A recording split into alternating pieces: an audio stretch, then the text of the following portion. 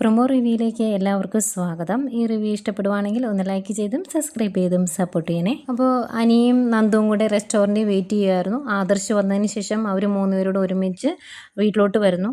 അവിടെ വന്നു കഴിഞ്ഞ് ആദർശ് പറയുന്നുണ്ട്, ശരിക്കും അനിയും നന്ദുവും തമ്മിൽ ഒന്നിക്കുമായിരുന്നെങ്കിൽ അവിടേക്ക് അനാമിക കയറി വരില്ലായിരുന്നു. ആ ഒരു കാര്യത്തിൽ എനിക്ക് മനസ്സുകൊണ്ട് നല്ല വിഷമമുണ്ട് എന്ന് ആദർശ് പറയുമ്പം അത് കേട്ട് നിൽക്കുന്ന നയനയ്ക്ക് അതിലേറെ വിഷമമാവുന്നുണ്ട്. അതുപോലെ നന്ദുവിൻ്റെ മുഖം ഒന്ന് മങ്ങുന്നുണ്ട്. ഏതായാലും ഈ സംഭവത്തിന് ശേഷം വേണു ചെറുതായിട്ടൊന്ന് പേടിച്ചിട്ടുണ്ട്. അതുകൊണ്ട് വേണു വീട്ടിൽ വന്നതിന് ശേഷം അനാമികയോട് പറയുന്നുണ്ട്, ഇനി നീ നേരിട്ട് നന്ദുവിൻ്റെ ഫ്രണ്ടിൽ പോയി ഒന്ന് നിൽക്കാൻ നോക്കണ്ട. കാരണം ഇതിലെന്തെങ്കിലും അവൾക്കൊരു സംശയം നമ്മളെക്കുറിച്ച് ഉണ്ടെങ്കിൽ അവൾ ചിലപ്പോൾ നിൻ്റെ മേത്ത് ഇനിയും കൈവയ്ക്കും. അത് ചിലപ്പം ചെറിയ രീതിയിലായിരിക്കില്ല എന്ന് പറഞ്ഞാൽ അനാമിക ഒന്ന് പേടിപ്പിക്കുന്നുണ്ട്.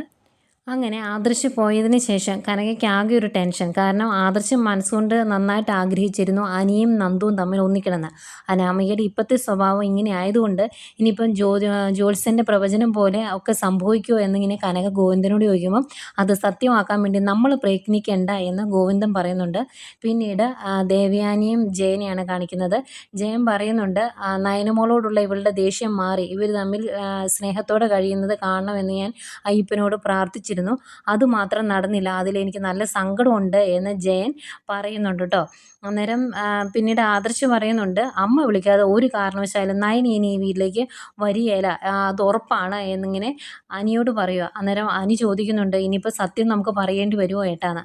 അന്നേരം ഇനിയിപ്പോൾ അവസാന നിമിഷം വേണ്ടി വന്നാൽ ഞാനത് വിളിച്ചു പറയുമെന്ന് ആദർശം പറയുന്നുണ്ട്. ഇത്രയൊക്കെയായിരുന്നു ഇന്നത്തെ പ്രൊമോ.